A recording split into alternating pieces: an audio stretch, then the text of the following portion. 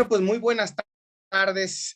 Como todos los viernes, la maestría en Historia Cultural de la Universidad de Guadalajara, propiamente del Centro Universitario de los Lagos, les da la bienvenida para una sesión más de nuestro seminario. Seminario que titulamos sobre análisis de problemas socioculturales de México. El día de hoy, como todos los viernes, pues tenemos también un invitado pues muy importante que tiene una trayectoria pues diversa y que ha ido acumulando experiencia a lo largo del tiempo. Aquí al doctor Gustavo lo conocí hace ya algunos ayeres, cuando tenía creo que 33 años él, y creo que ahorita nada más tiene 34. Han pasado apenas unos días que nos conocimos. Siempre me asalta la duda sobre las edades y demás, pero yo supongo que Gustavo debe de tener como 33 años y 2 meses.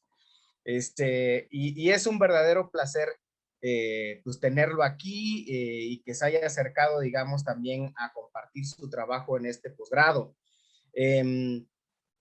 Como también todos los viernes, bueno, pues voy a dar una lectura a una semblanza curricular muy modesta que el mismo doctor envió, ¿no? Porque pues lo que ha hecho son un montón de cosas, ¿no? Entonces, vamos a platicar un poquito de su trayectoria profesional. Fíjense que el doctor Gustavo Martínez Valdés es doctor en investigación en ciencias sociales con mención en ciencia política por la Facultad Latinoamericana de Ciencias Sociales en la sede académica de México. Es profesor titular A de tiempo completo, adscrito al Centro de Estudios Políticos de la Facultad de Ciencias Políticas y Sociales de la UNAM, México, y desde enero de 2019 es director de la revista Estudios Políticos, editada por el Centro de Estudios Políticos de la Facultad de Ciencias Políticas y Sociales de la UNAM.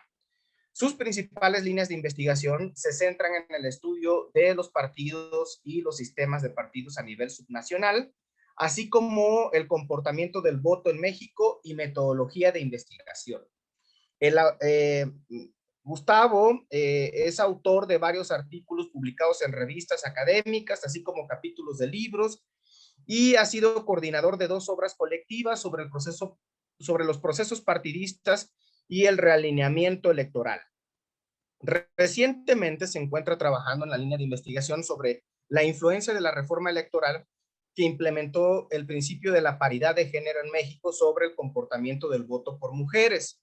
Esto se ha traducido en un capítulo de libro en coautoría con la doctora Rosa María Mirón Lince y un artículo en coautoría con Cintia Rodríguez García y premiado como mejor ensayo por la Comisión Estatal Electoral del Estado de Nuevo León en 2019. Son apenas algunos aspectos que podemos mencionar del doctor, y bueno, pues sin más vueltas, sin más elementos, creo que lo necesario y lo más valioso de esta tarde es lo que nos va a compartir el doctor el día de hoy, que por cierto está titulado su trabajo Diseños Experimentales para las Ciencias Sociales. Sin más, le doy la bienvenida al doctor Gustavo Martínez Valdés, agradeciéndole una vez más con el gusto.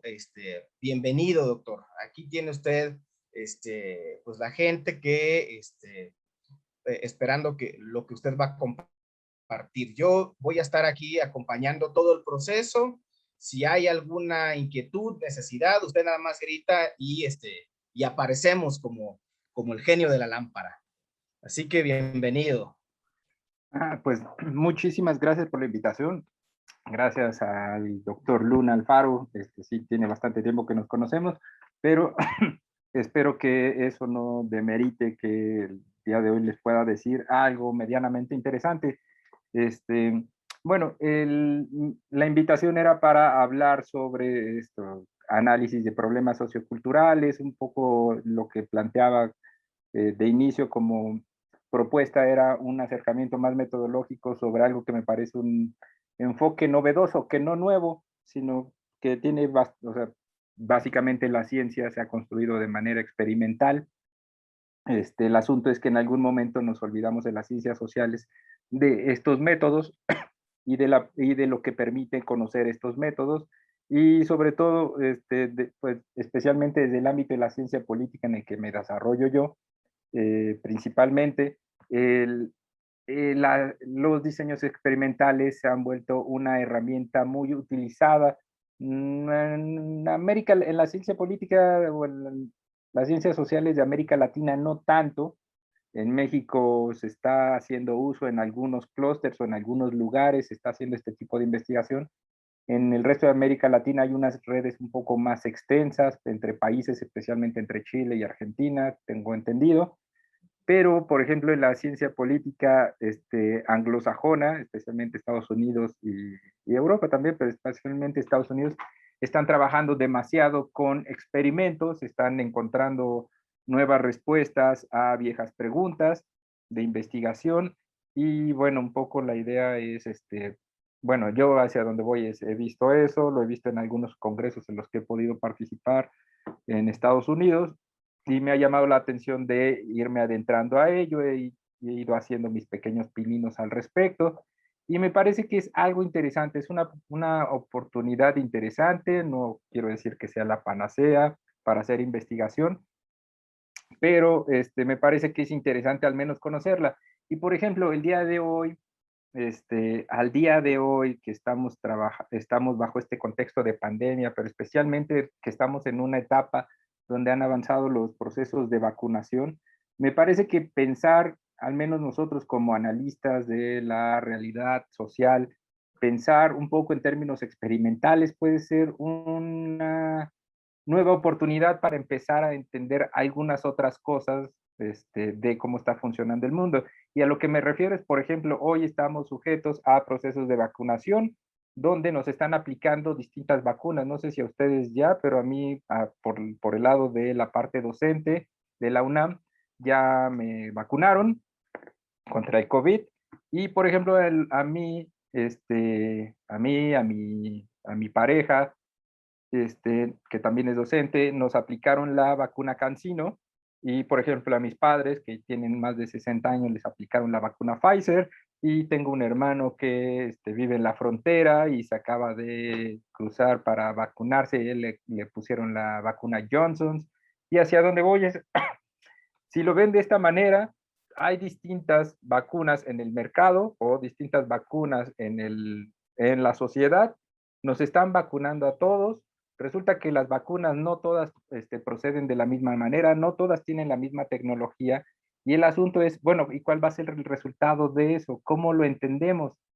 O la otra es, ¿cómo se llegó, cómo es que las empresas llegaron a establecer sus niveles de efectividad? ¿Qué procedimientos utilizaron? ¿Fue nada más cuestión de laboratorio y dijeron, aquí está el producto, sírvanse y estamos seguros de que la efectividad es del 90% más o menos? Y la otra, por ejemplo, no sé si ustedes escucharon de la vacuna de AstraZeneca. Esta vacuna estaba provocando, por ejemplo, estaba provocando trombos en algunas personas después de haber sido probada en los experimentos en laboratorio. Resulta que al aplicarla en la población, había unas personas que estaban sufriendo infartos derivado de los trombos o coágulos que generaba esta vacuna. Hacia donde voy con todo esto es, en el fondo, lo que estamos, si lo ven, una manera de ver lo que este proceso de vacunación y lo que está ocurriendo es, está ocurriendo un experimento masivo a nivel mundial, y en este momento todavía no sabemos cuáles son los resultados, pero ¿por qué no evaluarlos? ¿Por qué no pensarlos? ¿O por qué no también pensar en términos experimentales cuál es el cambio en la percepción de una persona que no ha sido vacunada y qué pasa cuando ya fue vacunada? Y en ese sentido, ¿cómo probarlo? Por ejemplo, mis papás, pues, como tienen 60 años, antes de la vacuna se sentían agobiados, mi mamá estaba padeciendo de taquicardias y todo eso, y ahora que está vacunada está un poco más tranquila. Lo que quiero plantear es, hay tratamientos, hay efectos, y esos efectos creo que vale la pena observarlos en términos de la literatura sobre experimentos diría hay que medirlos, pero a veces la idea de medición no le gusta mucho a la gente de métodos cualitativos, pero hay que interpretarlos también, ¿no? Hacia donde voy es, me parece que tener en cuenta que existe este tipo de metodología hoy en día, me parece que es algo muy interesante, donde hemos pasado, por ejemplo, al menos toda esta pandemia ha sido un constante ir y venir de experimentos sociales, si lo ven de esta manera, nos dan un poco de información, hay un comportamiento, cambia, pero esa información en el fondo se vuelve un tratamiento, si lo vemos así, y bueno, esa es la idea de cómo pensarlo, cómo ordenarlo, cómo saber si hay efectos, cómo medirlos y sobre todo cómo saber que los efectos, o más bien que los tratamientos tienen efectos. Ese es el principio básico de esto que se llama diseño experimental. Yo de lo que voy a hablar es un poco de qué es un diseño experimental, qué condiciones debe cumplir un diseño experimental y sobre todo lo que me parece más interesante de estas discusiones un poco más en términos metodológicos es cómo sabemos que estamos viendo causalidad, porque al final de cuentas ese es creo que el meollo más importante cuando estamos intentando explicar un fenómeno, ¿no? Si estamos intentando explicarlo de la manera tradicional en términos de causas, consecuencias, pues bueno, ¿cómo saber cuándo estamos viendo ese nexo causal que se llama causalidad y no estamos viendo otra cosa? Y bueno, entonces, para abordar ello, voy a hacer una presentación, espero que sea breve, y ir acompañándola con algún ejemplo que he hecho al respecto para medir esto que refería el doctor al final en la semblanza curricular, de que he estado trabajando sobre el tema de qué efecto ha tenido la regla de la paridad electoral, digo, de la paridad de género en el ámbito electoral sobre el comportamiento del voto por las mujeres, o dicho de otra manera, hoy que hay más mujeres candidatas por ley, definido por la ley, y mi pregunta es, ¿eso se traduce en más votos por mujeres?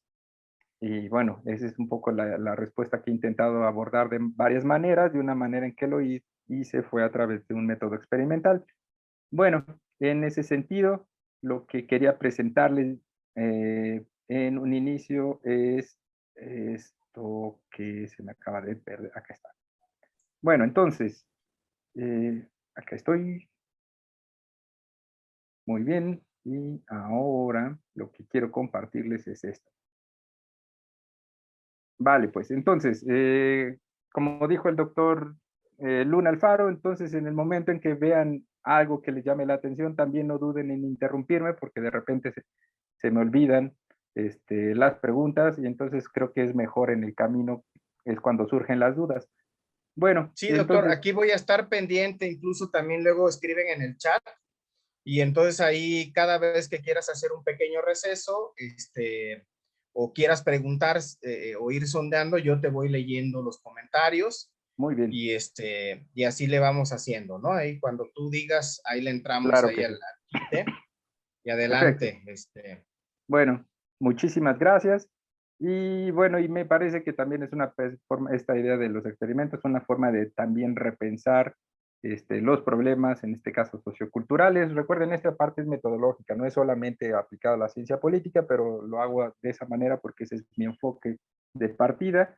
Y bueno, les agradezco al doctor Luna Alfaro por la invitación, también a ustedes que están conectados, gracias por el tiempo de estar ahí, sobre todo es un horario complicado, a las 3 de la tarde da hambre o si ya comieron, también da sueño y está haciendo calor. Entonces, me parece que es un horario complicado. Y lo digo porque también doy clases a esta hora, entonces lo sé y mis alumnos sufren. Bueno, el objetivo de la presentación es reflexionar con ustedes sobre las características del diseño experimental, por un lado, resaltar el principio de causalidad en que se apoya esta estrategia de investigación y al final es evaluar junto con ustedes el aporte para la generación de conocimiento en el ámbito, bueno, aquí está puesto en el ámbito de la ciencia política, pero creo que lo podemos abrir a las ciencias sociales en general, esta disciplina que creo que nos reúne. El argumento de esta presentación, lo que quiero exponer básicamente es que la investigación basada en la estrategia experimental se confronta con el problema básico de la inferencia causal, así como lo hace también la investigación no experimental y la observación observacional. Esto es, que El hacer experimentos no quiere decir que estamos haciendo mejor ciencia ni peor ciencia como la hacen otras personas, por ejemplo, las personas que hacen trabajo observacional o las personas que hacen trabajo no experimental. No experimental, por ejemplo, las personas que hacen trabajo empírico, ya sea aplicando encuestas, ya sea utilizando entrevistas, observación participante, no metodología. Estamos en el mismo, estamos en el mismo barco, y a lo que me refiero por el mismo barco es que nuestro problema es cómo trabajar con inferencias, cómo saber que estamos probando nuestras inferencias, y más aún, cuando nuestras inferencias son causales, cómo podemos probarlas, cómo probar esta idea de causalidad. No porque no porque veamos a un efecto, un efecto y asumamos que detrás está, inmediatamente detrás o anterior, temporalmente está su causa, no podemos asumir que la causalidad es directa. No podemos asumir que una persona que vota por el PRI necesariamente su voto fue comprado, ¿no? En términos, por ejemplo, el fenómeno de compra de votos.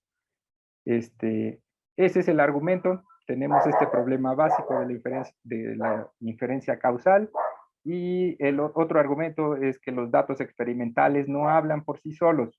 Los datos se generan, el diseño experimental está centrado en cómo generar los datos, pero el problema de la interpretación es un problema del investigador, y para eso debe teorizar sobre los contrafácticos. Esta forma de generar conocimiento necesariamente tiene que trabajar con contrafácticos para así poderlos interpretar. No es trabajar directamente sobre el fenómeno y observar e interpretar lo que pasa en el fenómeno, sino pensar también en el fenómeno a partir de los datos y a base de construir un contrafáctico. Y bueno, por ejemplo, hoy hablaba con unos alumnos y la pregunta era si la reforma del 96 que ayudó a ciudadanizar al IFE, el entonces IFE, eso fue una condición para que ocurriera la alternancia en el año 2000. Habría que pensar el contrafáctico. El contrafáctico sería qué hubiera pasado en las elecciones del 2000 si previamente el IFE no hubiera estado ciudadanizado y siguiera controlado por la Secretaría de Gobernación. Hubiera ocurrido la alternancia en el 2000. Esa es la idea de pensar en el contrafáctico. La otra es el aporte principal del diseño experimental radica en el control que se puede ejercer en tres etapas de una investigación: el diseño, los datos y el análisis. El principal aporte el principal aporte del diseño experimental, o de utilizar los experimentos para hacer análisis de la realidad social, es que el investigador tiene capacidad de controlar lo que pasa en tres momentos cruciales de un proceso de investigación. El primero es el diseño de la investigación. Todo investigador tiene control de alguna manera en su diseño. A veces la gente como el doctor Luna Alfaro les gusta no tener control, porque es cualitativista, porque él va transformándose también con el objeto que va estudiando. Lo que le interesa es saber cuál es su objeto y avanzar con él. Pero de alguna manera, como usualmente martirizamos a los alumnos de posgrado, es que nos presenten una propuesta de investigación con un planteamiento, con un objetivo, con hipótesis, con variables, indicadores, y a lo que me voy es, eso es el diseño. Cómo voy a diseñar mi propuesta y cómo me voy a acercar a la realidad para obtener los datos. La otra parte donde también se tiene control es en la generación de los datos. Aquí en otro tipo, las investigaciones no experimentales u observacionales es donde empiezan a perder la capacidad de control en la generación de los datos. Esas investigaciones solo recopilan o de alguna manera registran lo que está ocurriendo en la realidad, pero ellos no generan la información. La información ya está generada. En todo caso, el control que puede ejercer una persona desde ese ámbito es el tipo de instrumento que utiliza para recopilar la información de la realidad, pero eso no es control. Ese es nada más cambio del diseño del instrumento. En el caso del diseño experimental, van a ver que desde acá el investigador va creando esos datos. Y lo último es el análisis. Según el tipo de datos que se generan, que va generando el investigador desde el diseño experimental, ya también va ideándose la manera en que tiene que analizar los datos, no es lo que es, no es la técnica que se encuentre ad hoc a los datos, sino los datos ya predefinen cuál es la técnica de análisis. Bueno, ese es mi argumento tiene estas tres partes, y bueno, empezando un poco a desarrollar mi argumento, el argumento es el siguiente, que cómo generamos conocimiento.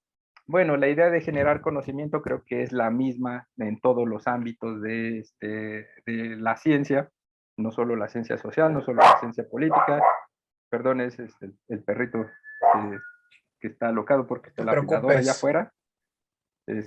Quiere bajar No, los no, pues estás en cuchillos. tu casa. Ya ven así la nueva Tranquilo, no normalidad. hay problema. Y bueno, entonces les decía que aquí el asunto, el meollo de todo es cómo generamos conocimiento, especialmente el tipo de conocimiento o el alcance de conocimiento al que deseamos llegar según todos los metodólogos, según Mario Bunge, desde Mario Bunge hasta Hernández Sampieri, pasando por cualquier otro, todos dicen que el alcance último para generar conocimiento es a través de preguntas que sean causal explicativas, esto es, queremos explicar fenómenos a partir de sus causas. Esa es la idea última de conocimiento, es una idea más clásica, por ejemplo, de la física, esta idea de cómo generar conocimientos, y en ese sentido la idea última o el alcance último de nuestros procesos de investigación es que lleguen a plantear este tipo de preguntas.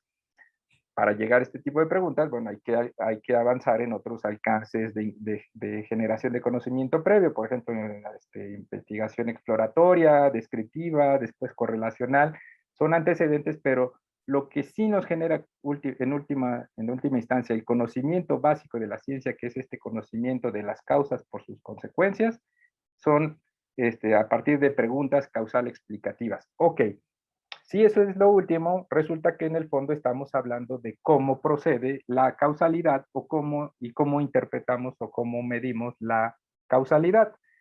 En ese sentido, perdón, en ese sentido, podemos tener preguntas de tipo de investigación, las preguntas tradicionales de cuáles son las causas de un efecto, y entonces sabemos cuál es el efecto. Por ejemplo, hoy sabemos si las personas se están contagiando más o menos de COVID, y la causa sería, ¿tiene la vacuna? ¿No tiene la vacuna? ¿Está vacunado? ¿No está vacunado? Esa sería la causa del efecto.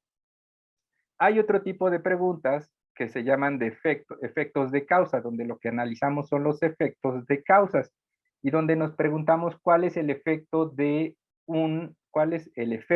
una causa que ya sabemos de antemano.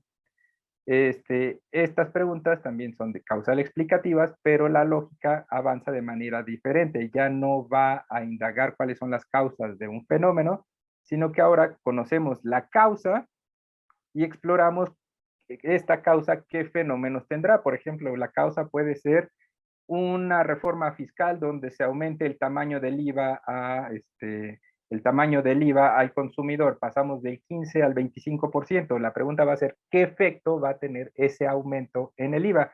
Ese tipo de investigaciones son las investigaciones que indagan efectos de causas. Bueno, pero el asunto es que estas dos preguntas son dos formatos diferentes de preguntas causales explicativas. Y hacia dónde va mi presentación es preguntarlos el diseño experimental, cómo nos ayuda a abordar estas preguntas. En términos iniciales, un experimento es un diseño donde el investigador interviene en el proceso de generación de datos o data generating process, perdón por utilizar a veces estas palabras, pero hay poca literatura que traduce estas palabras al español, y entonces, por ejemplo, mis referencias, Morton y Williams, están en inglés, pero bueno, la idea del experimento es que el experimento es un diseño, eso es, de inicio. Y la parte del diseño es muy importante en la metodología experimental. Este diseño, en este diseño, el investigador interviene en algo que se llama proceso de generación de datos, que es toda la investigación, y interviene mediante la manipulación intencionada de los elementos de este proceso de generación de datos. Entonces, manipula, aquí lo que se permite es eso. ¿Qué elementos hay adentro de este diseño? Lo primero es definir a una población objetivo o target population, la población objetivo de interés para el estudio. ¿A quién vamos a estudiar? Vamos a estudiar, por ejemplo, si estamos estudiando los efectos de la vacuna COVID, pues bueno, lo que nos interesa es estudiar a la población que va a recibir va a recibir la vacuna. Después, el otro elemento de este tipo de diseños es que hay una intervención y una manipulación por parte del investigador sobre el proceso de generación de datos. Interviene directamente. Esto no pasa en las investigaciones observacionales. Tercero, el investigador ejerce un control sobre los factores intervinientes observables. No es que sea laboratorio, pero al generar el diseño, el investigador también diseña la manera en que va a controlar el ejercicio de las variables, tanto de la causa como del efecto, y de esa manera se cuida de excluir a las variables intervinientes. Esto es básicamente imposible en las investigaciones observacionales o no experimentales, y la manera más clásica de hacer este control de factores intervinientes es a partir de generar del control experimental que se genera a través de probar las causas y los efectos dentro de un grupo de control, así como dentro de un grupo de tratamiento. Entonces, esto va a ser un principio fundamental el día de hoy. Piensen que las personas que han sido vacunadas, hoy en día, por ejemplo, en estos términos, hay que pensar quiénes son los vacunados y quién sería el control de tratamiento para de esa manera después, en el fondo, hacer una comparación. Al final, este proceso avanza con una comparación dentro de los individuos del grupo de control frente al grupo de tratamiento, y si hay una diferencia, se va a asumir que hay una diferencia en el efecto, se va a asumir que es derivado de la causa, y un elemento también muy importante dentro del diseño es la aleatoriedad. En este caso, hay una asignación aleatoria de los sujetos a tratamientos, lo que, a diferencia de los procesos de las investigaciones basadas, por ejemplo, en encuestas, donde las encuestas lo que buscan es generar una muestra representativa, aquí no preocupa la generación de una muestra representativa. Incluso la muestra puede ser muy pequeña. Por ejemplo, piensen en en los experimentos que hicieron las farmacéuticas ahora en su tercera fase, cuando estaban probando sus vacunas en personas. Pues al final de cuentas, resulta que este fenómeno del COVID afecta a todo el mundo. ¿Cuántos habitantes somos hoy en todo el mundo? Pues la verdad no tengo claro, 5.000, 6.000 millones de personas, pero resulta que probaban esto en poblaciones muy pequeñas, 1.000, 2.000, cuando más, 10.000 personas. 10.000 frente a 5.000 millones de personas son poblaciones muy pequeñas. Hacia donde voy en los experimentos, el tamaño de muestra no es lo más importante, ni que la muestra sea representativa, porque acá lo que interesa es que la idea de representatividad de la muestra se sustituye por la idea de una asignación aleatoria de los sujetos a tratamientos. Esto es, de manera aleatoria asignamos a los sujetos al grupo de control o al grupo de tratamiento, y de esa manera sustituimos el supuesto de representatividad de las muestras. Bueno, ¿y cómo se generan los datos? Bueno, esos son los elementos, pero ahora, ¿cómo se generan y cómo se construyen los datos? Cada investigación cada investigación que se apoya en esta metodología, en el fondo lo que está haciendo es construir un proceso que le va a ayudar a generar datos ad hoc. Ese es también lo padre de este tipo de metodologías, que los datos que se generan corresponden directamente a la propuesta o a la pregunta de investigación, porque los datos son ad hoc. No es que vayamos a registros históricos, no es que vayamos a archivos ya generados, no es que preguntemos apliquemos encuestas con ciertas preguntas estandarizadas, sino que los datos que aquí se generan son datos ad hoc generados para responder de manera directa a nuestras preguntas de investigación.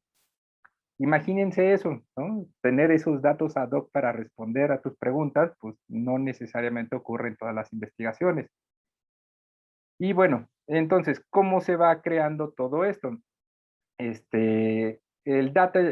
del proceso de generación de datos, el DGP, en el fondo de lo que se trata es una fuente de datos para la población. En su base ocurre la intervención o manipulación por el investigador y por la realidad.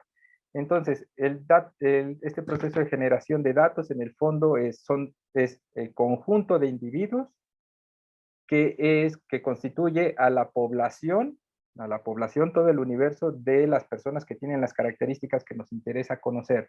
Son las personas que fueron tratadas por la vacuna COVID, son las personas que recibieron dinero de los partidos políticos para comprarles el voto, son las personas que participan en procesos clientelarios. Ustedes lo van a definir en términos de investigación.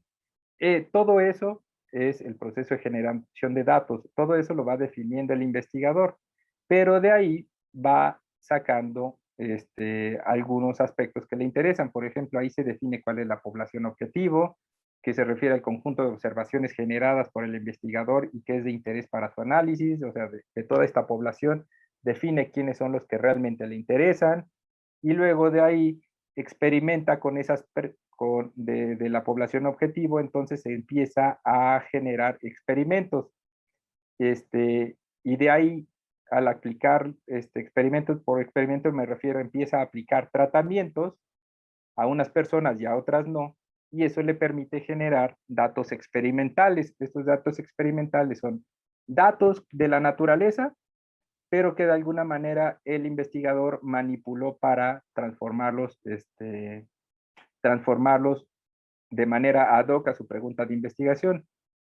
Dentro de este proceso hay una manipulación. La manipulación es una variación intencional de los elementos del Data Generating Process o del proceso de generación de datos, y a su vez se controlan los factores, los factores intervinientes. Hay dos maneras de controlarlos, uno por asignación aleatoria y otra por delimitar las condiciones en que nos interesa observar a la población. ¿Cuáles son esas condiciones? Y ahí definimos, por ejemplo, si son experimentos de campo, si son experimentos de laboratorios, si son otro tipo de experimentos. Hoy se usa mucho, por ejemplo, en encuestas. Y frente a todo esto, en todo este diseño, siempre es muy importante definir el grupo de control o el grupo de base, el grupo que va a poner la raya, por ejemplo, la raya límite, que va a ayudarnos a distinguir cuando vemos un cambio de cuando no. La situación de base siempre la tiene que definir también el diseño experimental. Y esta situación base en el fondo es una situación manipulada, pero donde no se ejerce el tratamiento o el estímulo. Son, por ejemplo, en términos de las farmacéuticas, son esas personas que en los experimentos en tercera fase este, no recibieron la vacuna, sino que recibieron un placebo. Básicamente les inyectaban agüita y esa era la situación base, pero esa se tiene que generar desde los diseños experimentales. Y bueno, hasta ahí estas son como las características de cómo ir pensando el proceso, los elementos del diseño experimental para después, para al final aterrizar en pensar cómo generar los datos.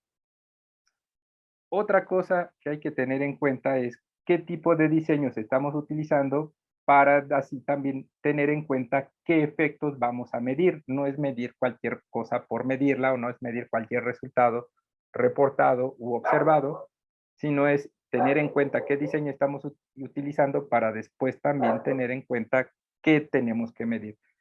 Hay diseños entre distintos sujetos, donde cada individuo solo experimenta un estado posible del mundo, y hay diseños intrasujetos. Uno es entre sujetos, donde cada uno de los individuos que fueron incorporados en el diseño experimental experimentaron una situación del mundo posible. Esta situación del mundo posible me refiero a que un solo individuo fue asignado o a un grupo de control o a un grupo de tratamiento, pero también están los experimentos intrasujetos. Intrasujeto se refiere a que cada individuo experimenta todos los ¿cómo se dice? Ay, se me fue. Todos los estados posibles del mundo dentro de nuestro experimento. Esto es que un mismo individuo puede, por ejemplo, formar parte del grupo de tratamiento y a su vez también puede ser incluido después en el grupo de control. Y ahí entonces también estamos viendo no solo los cambios entre sujetos del grupo de control frente a los del grupo de tratamiento, sino también estamos viendo en los intrasujetos, estamos viendo cómo cada uno de los individuos cambia cuando recibe el tratamiento que cuando recibe un placebo. Bueno, esto nos va a ayudar después a detectar qué efecto tenemos que medir. Y, y la otra cosa, por ejemplo, con lo que me refería anteriormente con esta parte de el punto D, el control de factores intervinientes, el punto D, inciso 2, que dice condiciones del DGP o del proceso de generación de datos, lo que me refiero es que aquí inclusive el investigador tiene control sobre el ambiente en el que se aplica el diseño experimental. Puede haber los experimentos tradicionales, son los experimentos de laboratorio. Puede haber también experimentos de campo. Por ejemplo, de campo es lo que hoy estamos viviendo con la vacunación. Esto es, en la realidad se están aplicando vacunas que si de alguna manera lo vemos es como son como experimentos, a unos le aplican una, otros le aplican otra, otras le aplican otra, y habrá un grupo de la población que no esté vacunada, que puede ser nuestro grupo de base. Eso sería un experimento de campo. Y hoy en día se están utilizando muchos experimentos a través de encuestas.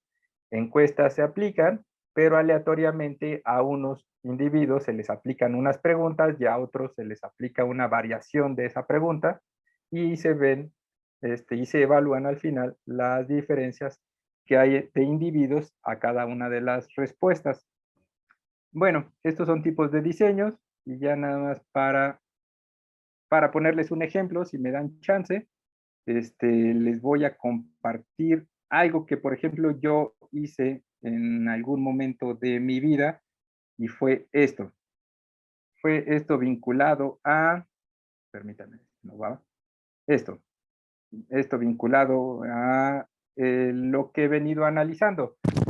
Lo que yo he venido analizando ahorita, últimamente con esta metodología es, ok, existe la regla de paridad de género, la regla de paridad de género en México que se implementó desde el 2014, y lo que eso supuso, el efecto directo que tuvo fue que el número de mujeres candidatas se incrementó. Los partidos ahora están obligados a presentar al 50% de sus candidaturas que sean asignadas para mujeres, el otro 50% para hombres. Eso no ocurría antes.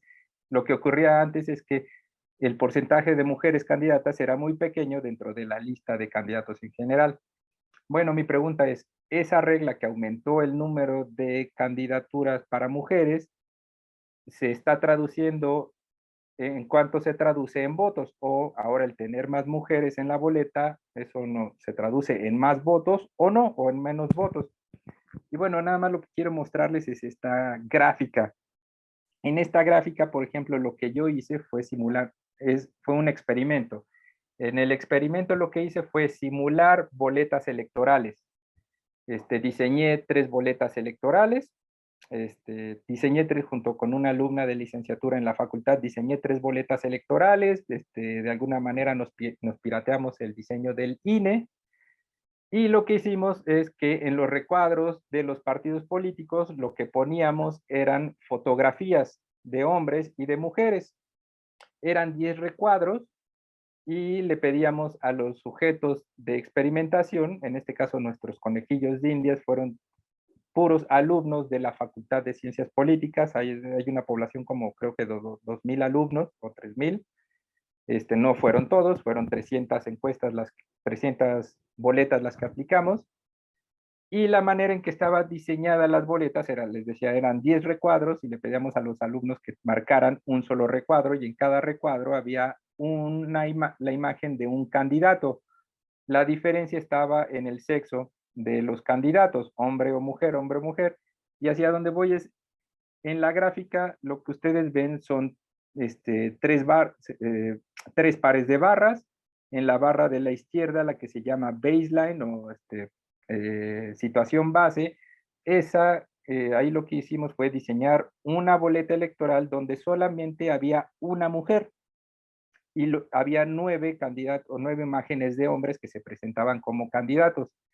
La segunda, la segunda barra, el segundo par de barras, la del medio, donde dice 3WM, ahí lo que corresponde o lo que ocurrió ahí es que diseñamos otra boleta electoral donde solamente había 3 mujeres y 7 hombres.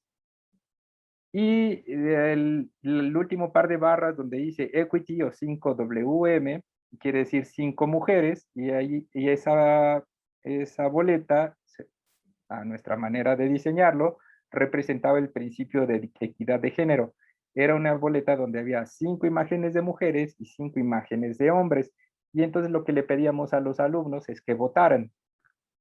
Y lo que ocurría era lo siguiente: las barras en oscuras son los votos, la proporción de votos por hombres, las barras en color gris claro son las proporciones de votos por mujeres, y nos pareció muy interesante el resultado. A la alumna que me apoyó y a mí nos pareció muy interesante. Y el resultado era que, por ejemplo, en la situación base, cuando solamente había una mujer, la gente votaba más a los hombres. Ok, tiene un poco de lógica. Había 9 hombres, una sola mujer, el 56, casi 57% votaba por hombres. Aún así, el 43% por mujeres. Hacia donde voy es, si realmente el género no fuese importante, pues entonces sería indistinta la cantidad de hombres o de mujeres que hubiera en la boleta. La gente tendría una preferencia clara, pero aquí se ve un poco la idea es que como había más hombres, hay más proporción de votos.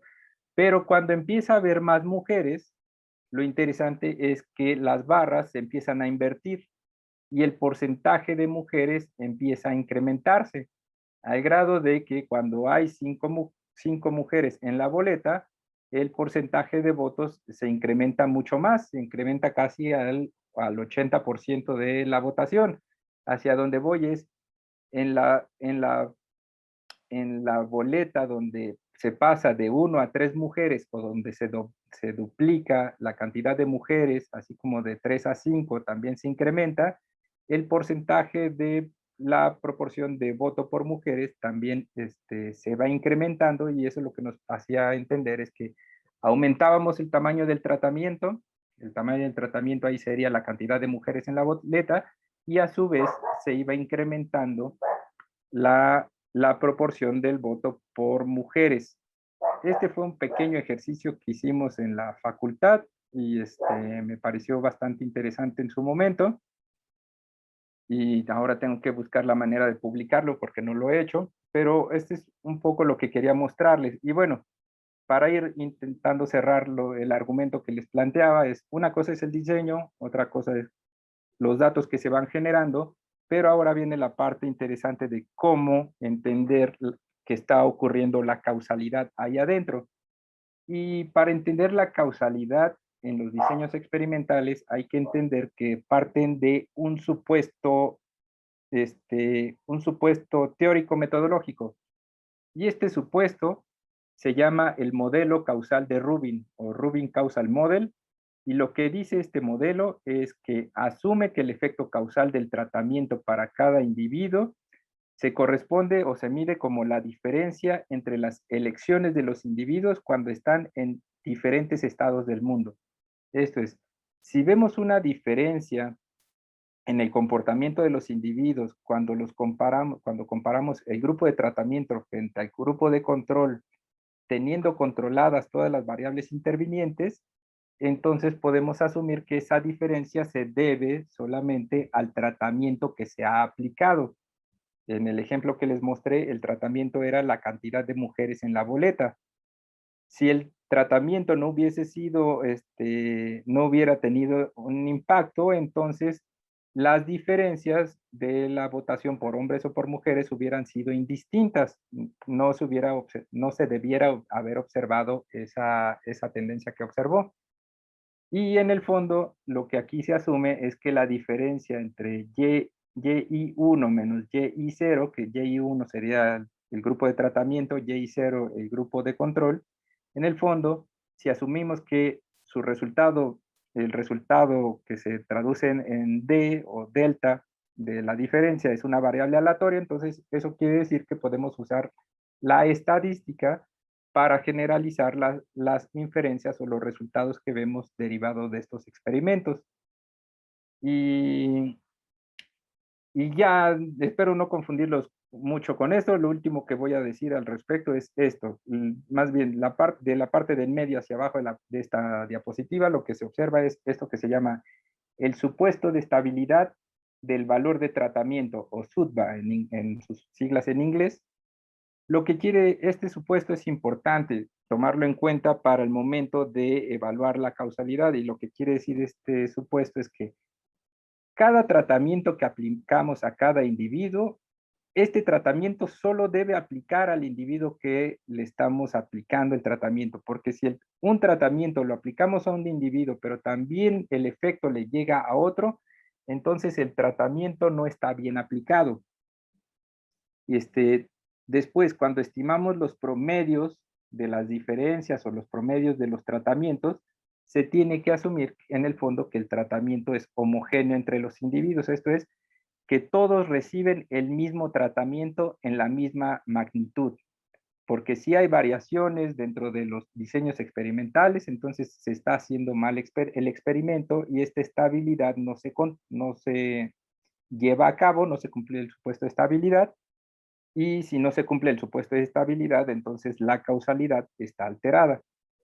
Finalmente, el tratamiento de la unidad I es invariante con respecto al mecanismo de aplicación. De esto lo que quiere decir es que el mecanismo por el cual se aplique el tratamiento, el instrumento que se usa para todos debe ser exactamente el mismo.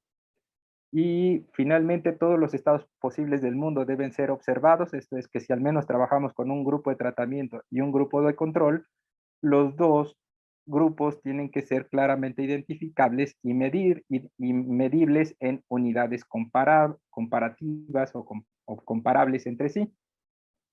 Y, y finalmente, la pregunta causal de interés es aquella en la que el tratamiento es recibido antes de la elección adoptada. Para saber que un tratamiento está funcionando, lo que tenemos que estar totalmente claros de que el tratamiento se aplica antes de medir la elección de los individuos o antes de observar el comportamiento de los individuos, no viceversa. Esos son los supuestos para asumir que hay causalidad, y aquí la idea de causalidad en el fondo es solamente una diferencia al comparar dos situaciones posibles. Una situación es el grupo de tratamiento, otra es el grupo de control, y esa diferencia es nuestro supuesto o nuestra manera de observar la causalidad. Ya para cerrar, las reflexiones al cierre son las siguientes. La principal crítica a los diseños experimentales es que tienen un problema de validez externa. Esto es, que son difíciles de generalizar. Sí, el diseño como tal sí, pero cuando se generan los datos y les aplicamos técnicas estadísticas para el análisis inferencial, entonces ahí estamos teniendo bases probabilísticas para romper esta crítica de la validez externa. Otra crítica es que la principal diferencia de la estrategia experimental frente a la no experimental es que hay mayor control o validez interna dentro de la estrategia experimental. La validez interna es mucho más fuerte, pues se tiene control en las tres etapas de investigación, tanto en diseño, datos y análisis. El aporte central a la investigación de los diseños experimentales está en la focalización del principio de causalidad a partir del modelo causal de Rubin. Esto es, el aporte central está en decir que la causalidad aquí se va a entender de manera muy sencilla como solamente una diferencia del comportamiento de los individuos cuando están en el grupo de control frente al grupo de tratamiento. Y el aporte central a la ciencia política ha sido que ha permitido responder a diversas preguntas de investigación que muchas veces son de difícil acceso empírico. Por ejemplo, hay muchos experimentos sobre investigaciones de clientelismo político. Hacer estas investigaciones son difíciles porque en el fondo es preguntarle a la gente si está dispuesta a recibir dinero a cambio de vender su voto. difícilmente la gente va a responder de manera honesta a esas preguntas porque hay un sesgo negativo en este comportamiento. Pero eso no quiere decir que las personas no lo hagan. Y en diseños experimentales se puede poner a la gente en situaciones parecidas a relaciones clientelares y ahí se puede observar otro tipo de comportamiento. Y el principal límite que ubico de la estrategia experimental está en la parte de los límites disciplinarios en la generación de conocimiento. Esto es, que según esta metodología se vaya aplicando en cada disciplina o en cada campo disciplinar, también van a encontrar límites en términos de cómo realizar los experimentos. Me explico a ver si un poco más con claridad con eso. Por ejemplo, en la economía consideran que todos los experimentos necesariamente deben incluir intercambios, incentivos o tratamientos basados en dinero. Si no hay dinero, entonces el tratamiento no está bien aplicado y no se puede observar, no se pueden hacer buenos experimentos en economía. En cambio, desde el área de la psicología social, no consideran que el dinero sea importante en los experimentos. Ellos prefieren trabajar con información o con situaciones hipotéticas del mundo para probar de esa manera los cambios de actitudes en las personas. O desde el lado de la estadística, plantean que los experimentos pueden ser productos de encuestas y entonces ahí el problema está en cómo aleatorizar los tratamientos. Hacia donde voy es, la metodología en el fondo es un conjunto de técnicas, de métodos, pero cuando se combinan con ciertos campos disciplinares, ahí puede haber ciertos límites en la manera en que operan.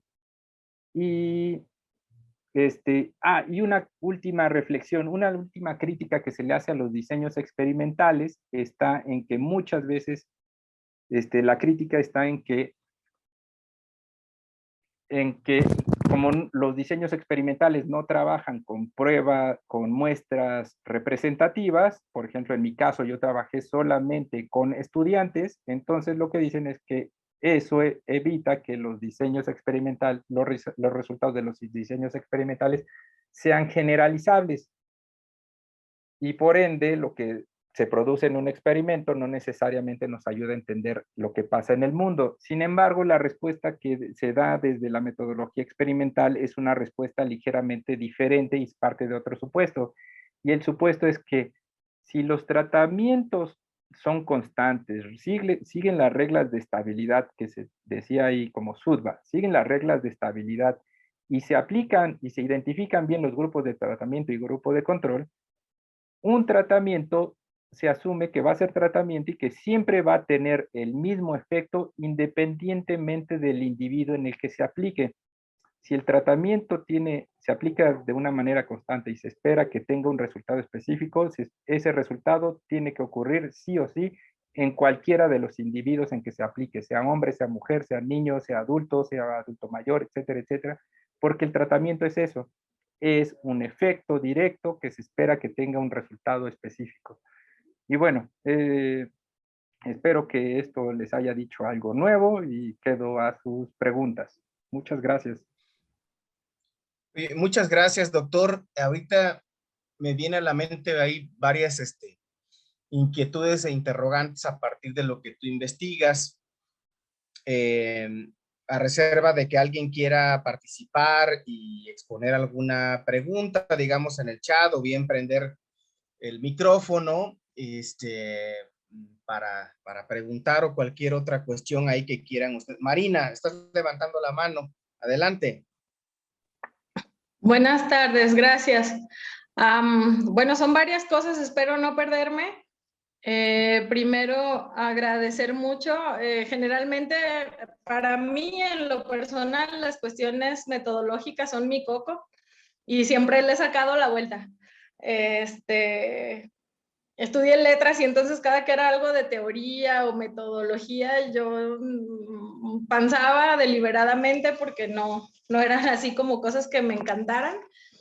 Pero bueno, ahora que soy docente y que estoy en la maestría, pues veo que es como algo que no se puede saltar. Sí o sí tenemos que en algún momento conocer y aplicar estas herramientas porque son precisamente pues la base del trabajo que se hace en cualquier tipo de investigación, creo. Tengo dos preguntas. Una es, ¿qué elementos necesitamos considerar en el momento de realizar un diseño de experimental? Dependiendo me imagino que depende mucho del objeto de estudio, pero sí quisiera como, a lo mejor lo perdí, a lo mejor sí lo explicó usted. Quisiera saber cómo se consideran esas cuestiones. Y la otra que tanto, por ejemplo, yo veía la gráfica de los resultados del estudio, perdón, que ustedes implementaron y me parecía muy interesante, pero luego también mi interpretación es como, ¿por qué empiezan a haber más mujeres y empiezan a votar más por ellas? Y entonces empiezo a llenarme como de estas cosas de, pues es porque entonces creen que las mujeres somos más conciliadoras, como un montón de prejuicios. La pregunta sería, ¿cómo no en estas cuestiones de interpretación de datos hacerlo basados en prejuicios? Y por otra parte, ¿cómo se dejan de lado cuestiones como que solo están las boletas así, pero no se vieron cuáles eran las propuestas de cada uno de los candidatos, que pudiera a lo mejor ser una cuestión que movería el voto por una variación, suponiendo que fuéramos ciudadanos responsables para votar, que hiciéramos un voto informado.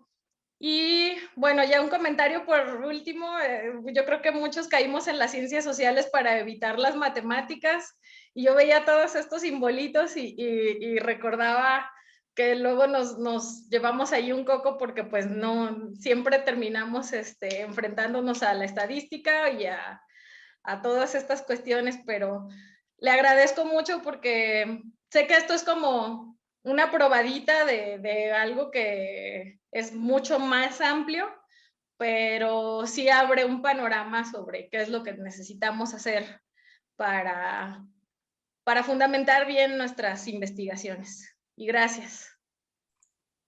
Gracias a ti, Marina. No sé qué prefiera el doctor Gustavo, si vemos si hay alguien más que quiera preguntar o de una vez te avientas la respuesta o los comentarios, ¿qué te latería más?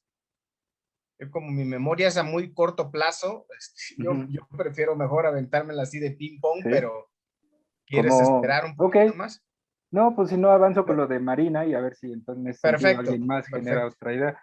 Adelante, adelante. Bueno, en el fondo, bueno, como yo lo entiendo, la parte de la metodología, porque es importante para el proceso de investigar, ¿no? Que pues un poco como la idea de el seminario, como yo lo entiendo, la idea, la preocupación de la metodología es al final de cuentas, es responder esa idea de cómo le hacemos para estar ciertos de que lo que queremos investigar realmente lo estamos haciendo en el papel o lo estamos llevando a cabo, ¿no? Si yo quiero conocer algo del mundo, yo quiero saber por qué la gente vota hoy a Morena, pues tengo que pensar de antemano qué pasos tengo que seguir para al final estar cierto de que lo que hice, pues que las personas a las que fui a buscar, a las que les apliqué unas preguntas o la información que recopilé, en el fondo sí me están haciendo ver el fenómeno que yo quiero analizar, porque por ejemplo una cosa es decir, yo quiero entender por qué la gente vota Morena,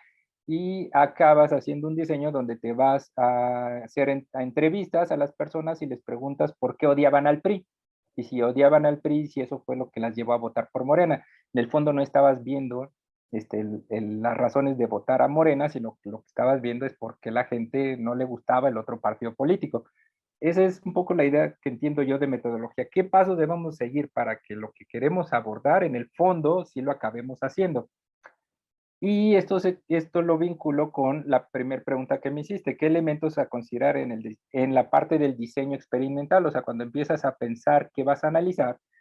Ok, la idea, por ejemplo, del objeto de estudio, dentro de esto que acá se llama proceso de generación de datos, el DGP, en el objeto de estudio, cuando defines tu objeto, estás definiendo cuáles son las características de los objetos, los individuos, las personas, los casos, los partidos, las organizaciones que cumplen las características de la población que te interesa. Y hacia dónde voy es, en el fondo todo esto parte de una pregunta.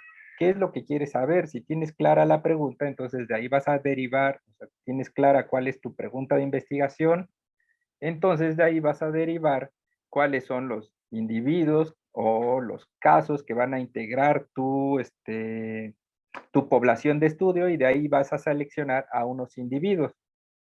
Esa es la idea de los elementos a considerarte cuando empiezas a diseñar, o sea, básicamente lo primero que tienes que tener es una pregunta de investigación.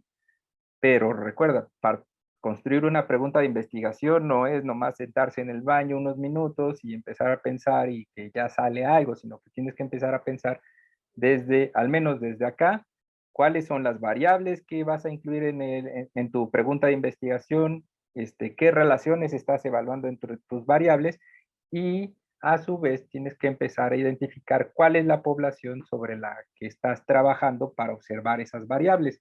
Ese es lo primerito. Teniendo claro eso, lo que viene después es pensar en términos de, ok, si mi pregunta es si las personas cuál es el nivel educativo de las personas que votan a Morena y si el nivel educativo es un factor importante para entender por qué la gente vota a Morena, tienes ya las dos variables. Quieres entender a las personas que votan, entonces ya sabes que tu población van a ser el conjunto de electores, eso se va definiendo y entonces lo que tienes que hacer es empezar a pensar, por ejemplo, en términos de tu hipótesis. Bueno, las personas de nivel educativo medio y medio superior son las que votan a Morena, no las personas de niveles bajos ni las de niveles altos, porque las de los altos parece que votan al PAN, las de niveles bajos parece que votan al PRI. Bueno, lo estoy diciendo a partir de otras investigaciones, por ejemplo, de Alejandro Moreno, eso es lo que él decía. Pero hacia dónde voy es, si tú tienes clara hacia dónde va tu pregunta, causas, nivel educativo, voto por Morena, entonces también tienes que empezar a pensar esta idea que les decía al inicio, ¿cuál es tu contrafáctico? La idea del contrafáctico es, ¿cuál es esa situación del mundo que debería ser distinta para que el resultado fuera diferente? Por ejemplo, si tu hipótesis es que las personas de nivel educativo medio y medio superior son las que votan a Morena, entonces, pues, tu contrafáctico sería que las personas del nivel educativo básico o sin educación y las de muy alto, entonces no votarían a Morena. Ese sería tu contrafáctico y eso lo tienes que incluir en el diseño experimental. Porque, por ejemplo, una investigación tradicional, no experimental o observacional, lo que te diría es, ok, entonces ve a buscar personas de nivel educativo medio, medio superior, obsérvalas y ve si votan por Morena. Y se olvida de los otros dos estados del mundo. En este caso, lo que se asume es, inclúyelos también en el diseño y al final los comparas esos dos estadios del mundo. Y porque ahí va implícita la idea de causalidad en estos diseños. Y la idea de causalidad es sencillamente la diferencia que puede haber en el comportamiento de las personas cuando están en un estado del mundo que cuando están en otro. Por ejemplo, la diferencia sería si las personas de educación media y media superior terminan votando a Morena, habría que ver cuál es la diferencia frente al porcentaje de personas que están en los otros niveles educativos, alto y bajo, y cuántos de ellos acaban votando por Morena. La idea sería que las personas del nivel medio y medio superior votaran en mayor proporción a Morena que las otras personas. Si hay esa diferencia, entonces ahí asumes que esa diferencia es la causalidad. Ese es el supuesto, ese es el elemento básico de los diseños experimentales, incluir estos otros estados del mundo. Y sobre el experimento, lo último que te decía, me ayuda a complementar la segunda pregunta cuando decías, bueno, sobre el experimento que nos presentaste, los resultados, las barras, cómo se mueven, cómo interpretar cuáles serían las causas que hacen que a medida que aumentas el número de mujeres en la boleta, aumenta el tamaño de la proporción de votos por mujeres.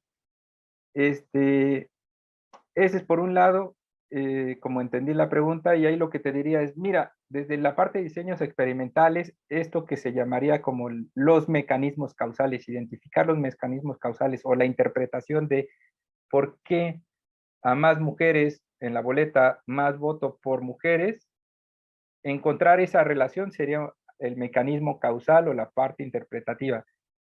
Los diseños experimentales le dan la vuelta a eso, no se meten con esa parte interpretativa porque asumen, se limitan a decir, bueno, nos interesa la causalidad y la causalidad es solamente la diferencia de cuando hay un estado del mundo posible frente a otro, cuando estamos en el grupo de control frente al grupo de tratamiento. Y si hay diferencias, ahí hay causalidad. No, en este sentido, no queremos saber cuál es el mecanismo, cuáles son los pasos que llevan de X a Y. Nos basta con saber que cuando está presente X, Y se va a modificar. Ese es el supuesto básico. Y por el otro lado, planteabas algo así como, yo lo anoté así como, cómo enfocar a los individuos cuando responden, cómo hacerle en un diseño experimental, cómo hacerle para que los individuos se concentren en responder lo que tú quieres que te respondan y no estén pensando otras cosas, no se vayan por la tangente. Y esto no lo mencioné, pero al momento de aplicar los experimentos, especialmente en el ámbito de las ciencias sociales, por ejemplo, en laboratorio con ratones, esto no tiene sentido, pero sí con individuos, hay un elemento que se llama el encuadre. Por ejemplo, en investigación cualitativa se llama el rapport, cómo se acerca el investigador con el individuo.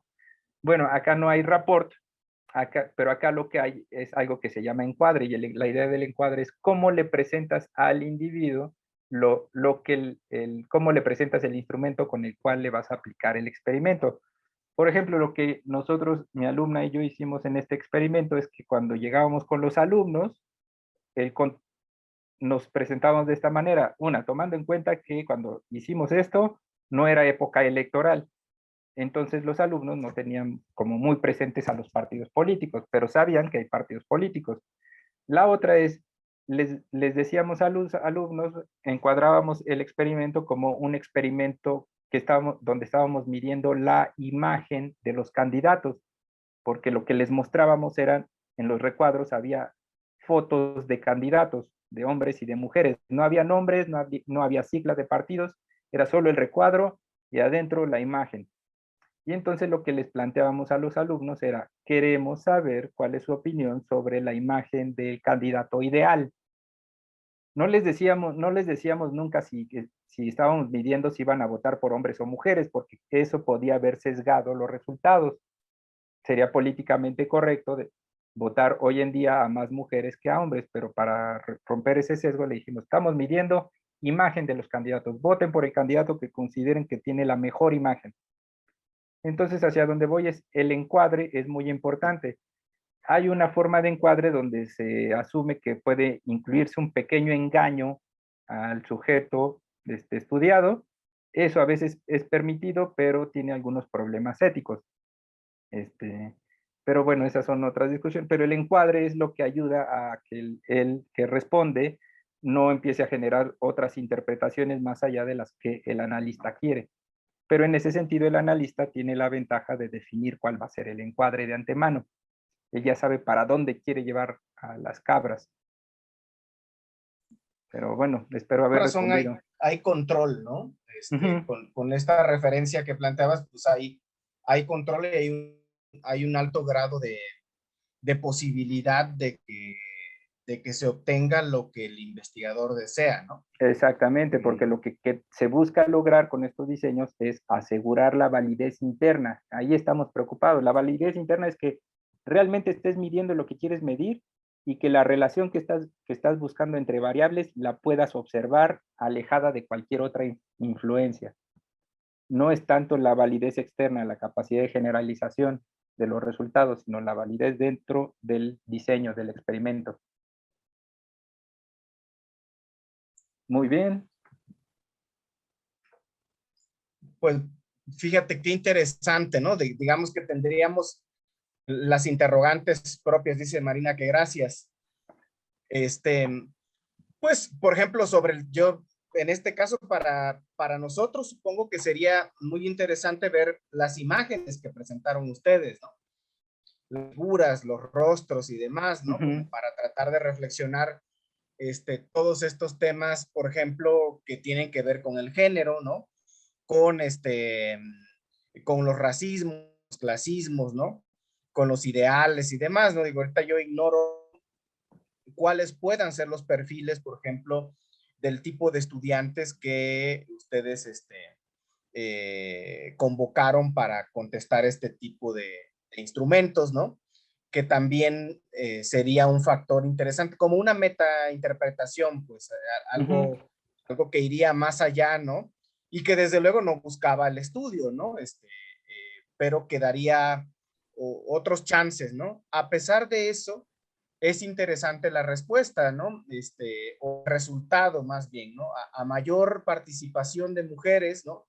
A mayor posibilidad de elección, entre más existan, pues más chance habrá entonces que elijan a una mujer en lugar de un hombre, ¿no?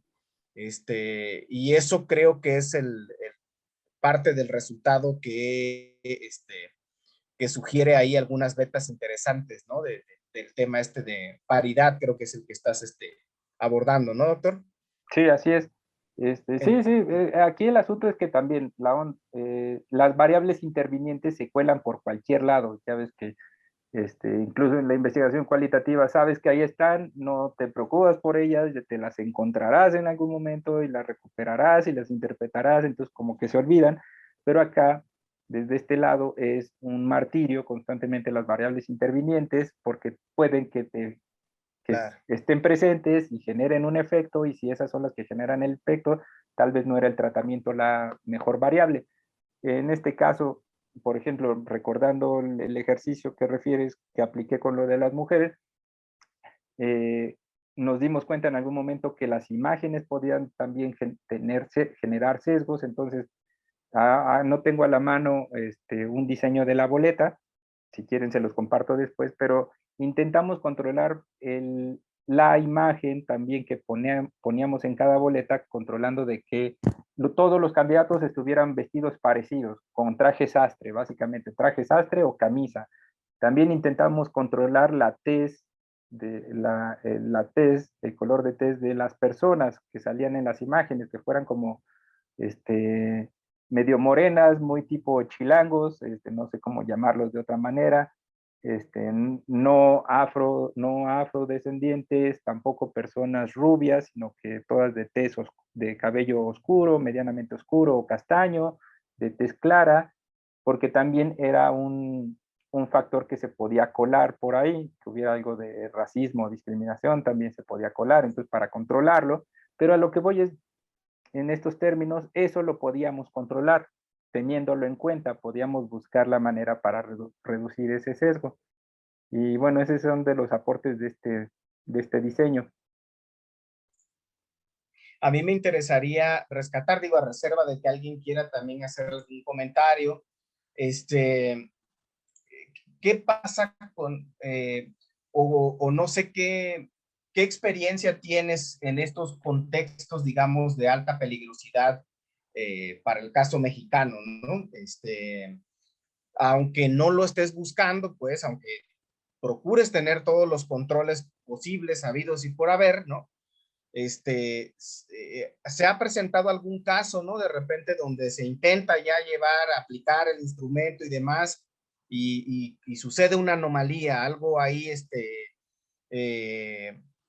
que en un principio puede ser grave y dramático, pero que se logre de todas maneras el objetivo, ¿no? No sé, no podría ahorita checar un asunto con exactitud, pero no sé, se me ocurre el caso, el tipo de estudio que hicieron, ¿no?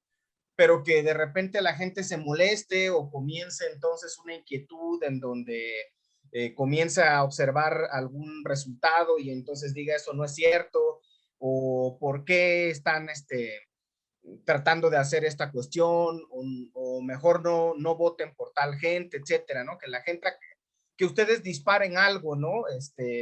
Y que las personas ya sea que se molesten o que acaben no tomándose tan en serio el asunto, ¿no? Comiencen a reírse o estar en una onda de broma constante y que esto no se salga un poco de ese control, pues, que se presume tener. ¿Hay algún ejemplo? ¿Hay algo que tú nos puedas platicar sobre esas cosas no previstas, ¿no? En lo personal directamente no, pero por ejemplo, se la recomiendo, una película que se llama The Experimenter, El Experimentador, era sobre Stanley Milgram.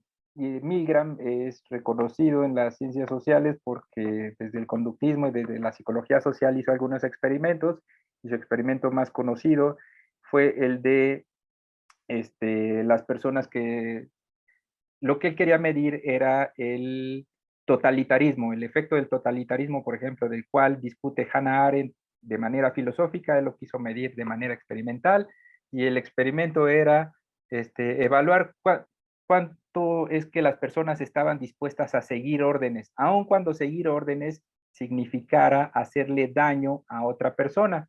Y el experimento famoso es donde ponían a las personas frente a una máquina de toques, y detrás de un cristal oscuro ponían a otra persona, y la persona detrás del cristal oscuro simulaba que fingía que estaba siendo torturada, pero la persona que sí estaba, sobre la cual operaba el experimento, era la persona que estaba frente a la máquina de toques.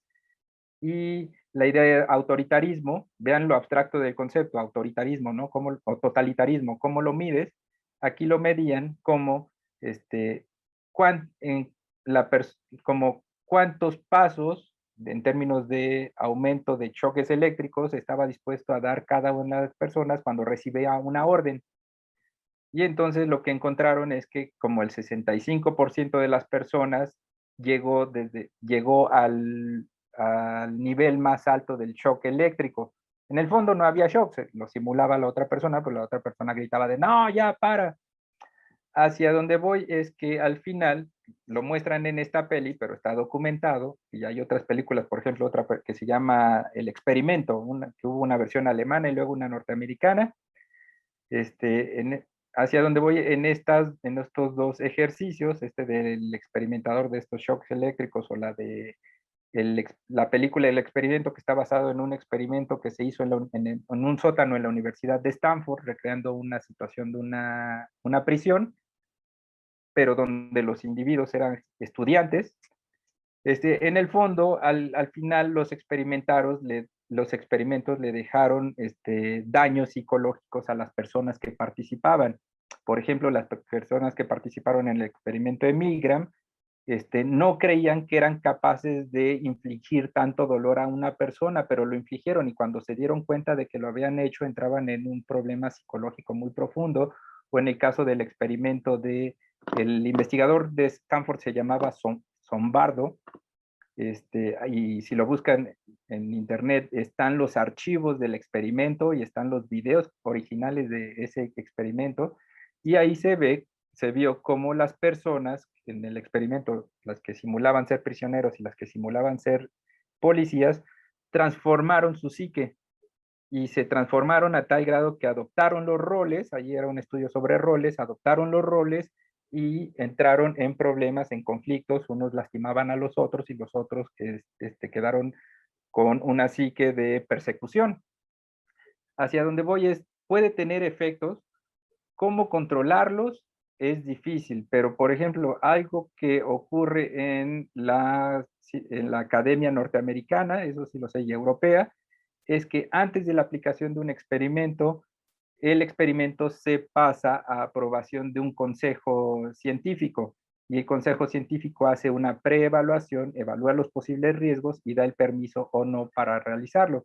Entonces también siempre es pertinente que estos diseños sean revisados por alguien más para dar una aprobación, una valoración, para anticiparse a ese tipo de problemas. Pero cuando ocurren en el camino, quién sabe. Pero por ejemplo, también hacías un comentario de, por ejemplo, hoy en nuestro país es importante cómo hacer ciencias sociales en contextos de alta violencia. Por ejemplo, lo estamos viendo ahorita en estas elecciones. Resulta que estas elecciones, según ayer escuchaba un investigador, son las más violentas que ha habido en todo el proceso de transición y democratización en nuestro país. Son las más violentas. ¿Cómo hacer investigación al respecto si queremos, por ejemplo, analizar la violencia política?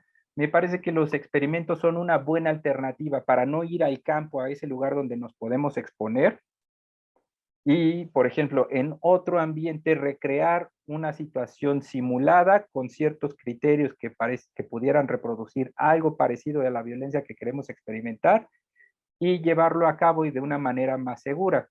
Me parece que eso es una buena alternativa en esas condiciones. Y, por ejemplo, nada más ayer el investigador, no recuerdo su nombre, no lo escuché, pero escuché que él estaba planteando, por ejemplo, que la violencia que estamos viendo ahorita tiene que ver o está producida, tiene como una consecuencia, él planteaba a manera de hipótesis, por ejemplo, la regla electoral de la reelección. Entonces, ahí es donde empezamos a ver variables, por ejemplo, la reelección, cómo medir el efecto de la reelección ahora que se permite para alcaldes y cómo ver su vínculo con la violencia política. El mecanismo causal que planteaba el investigador era que actualmente los grupos de crimen organizados están confabulados con los presidentes municipales que tienen pocas capacidades institucionales para hacerles frente, entonces entran en acuerdos de colusión. Y para el crimen organizado hoy en día es más económico o es más factible que el gobernante en turno se reelija porque ya con él tienen una relación, y en cambio la llegada de un opositor implica un nuevo acuerdo. Entonces la manera en que pareciera que está operando el crimen organizado es que le está allanando el camino a los gobernantes en turno. Me parece una hipótesis interesante y, por ejemplo, ¿cómo probar eso, no? Sería muy difícil en una investigación. Imagínate un chico de maestría que trae esa hipótesis, que es una hipótesis interesante, puede ser factible, puede ser viable, puedes aportarnos algo para entender a las elecciones, pero pues mandarlo al campo a hacer eso, pues es mandarlo casi casi al matadero. Entonces, los diseños experimentales de manera simulada también pueden darnos información al respecto. Bueno, Sí, eso es muy valioso, ¿no? Ese aspecto, o sea, ese aporte que sugieres, digamos que sí tiene bueno, es digno de reflexionar, ¿no?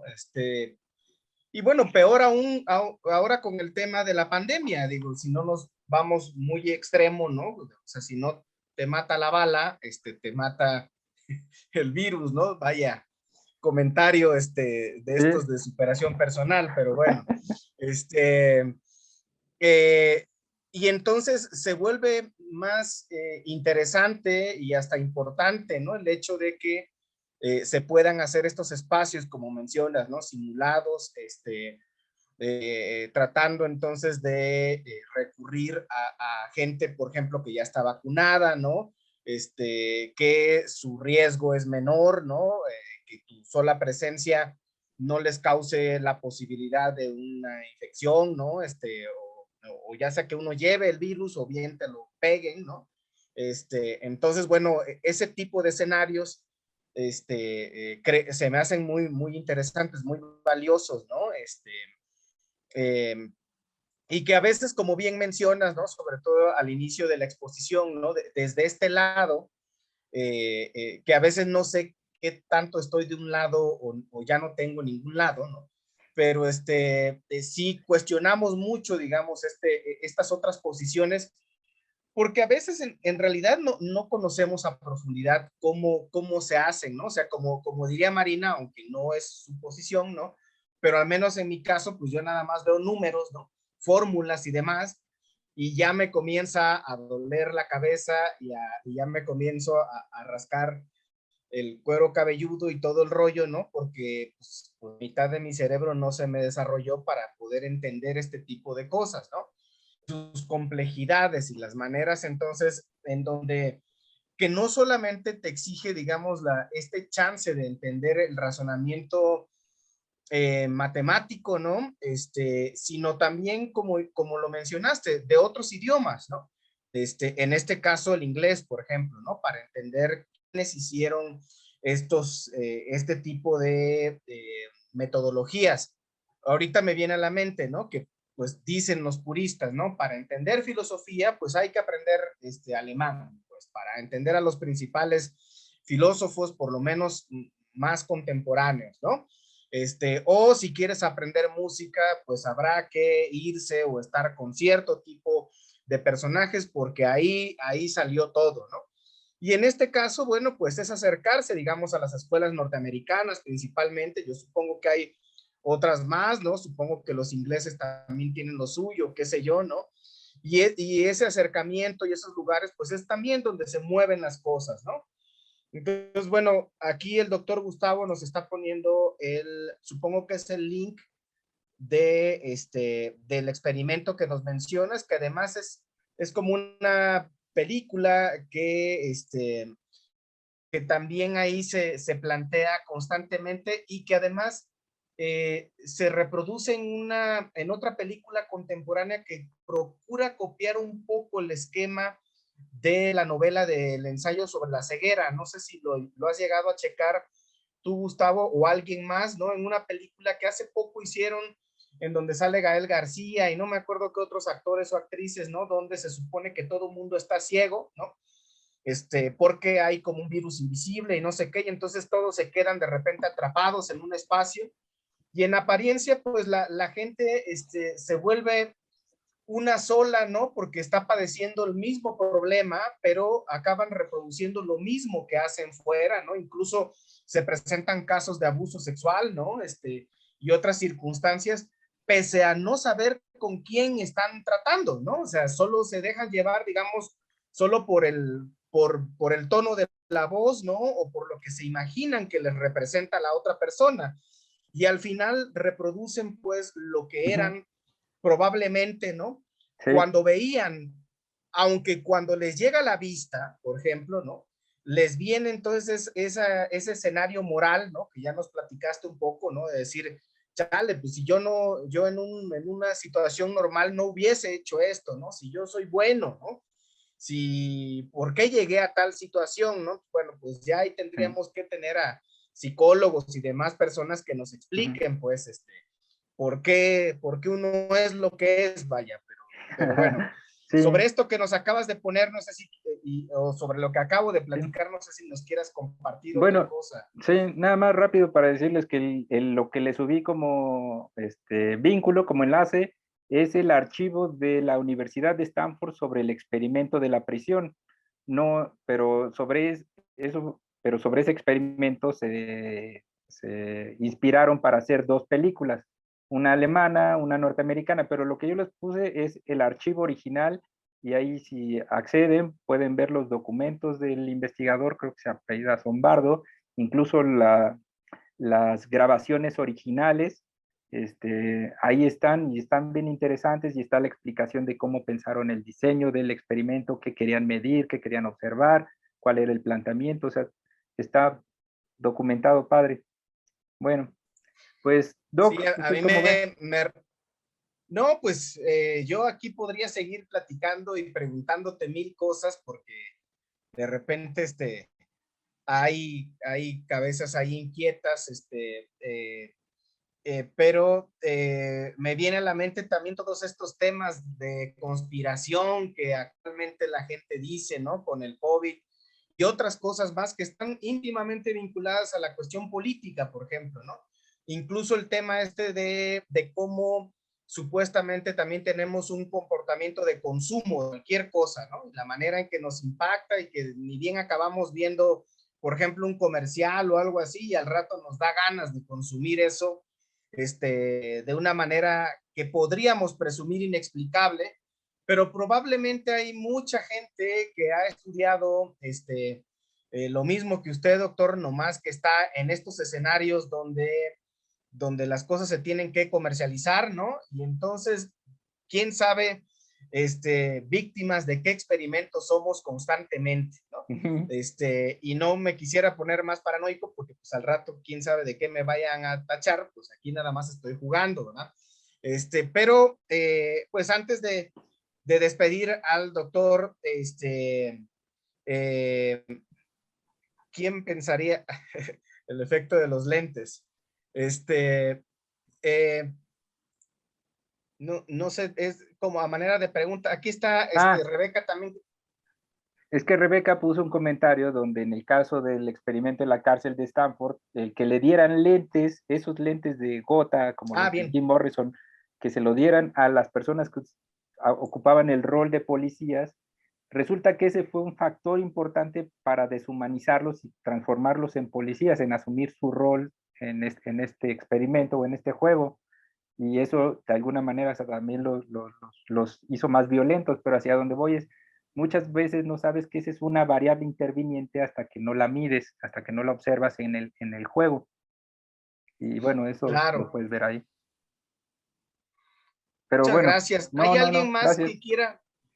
¿Hay alguien más que quiera preguntar algo, que quiera reflexionar sobre lo que el doctor nos ha platicado? No sé, doctor, si usted no quiera poner ahí su correo electrónico por si alguien Claro. en algún momento se anima a escribirle. Incluso, pues para entender, ¿no? Las otras cuestiones que el doctor también se dedica, pues también él coordina una revista ahí en la universidad, que tiene que ver con estudios políticos. Y no solo para leerla, pues, porque además es de libre acceso, si no mal recuerdo, Sí. y consultar, digamos, pues varios documentos que se están publicando ahí constantemente, sino también contemplar este chance de publicar, digamos, en un futuro lejano, cercano, como ustedes lo crean conveniente. Si no hay otra cuestión a tratar, y ustedes lo consideran bien, pues entonces concluimos la sesión del día de hoy agradeciéndole al doctor Gustavo lo que nos ha compartido.